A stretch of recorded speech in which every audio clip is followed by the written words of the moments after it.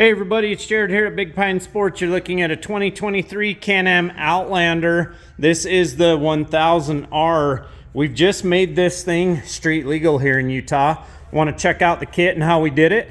So with this switch right here, you're going to rock this into the on position. Turn signal to the left. Nice simple switch. We've done a couple different locations for the turn signal lights, giving you good visibility from all the angles. Anywhere you can drill a 3/4 inch round hole, you can pull that off. It is a little bit tough on the Outlander, so be careful where you're drilling your holes. And then around the back side, very nice. The kit also comes with a license plate mount and an LED to illuminate the plate at night. Turn signal to the right. It's nice because you can keep your hands up on the bars. Great visibility there as you're cruising down the roadway.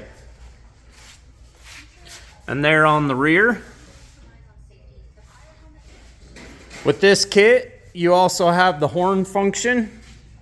It's a nice loud horn. 435-427-3338. You can give us a call or shoot us a text at that number. We've also done another video highlighting all of the other accessories on this sweet build. Have a great day, everybody.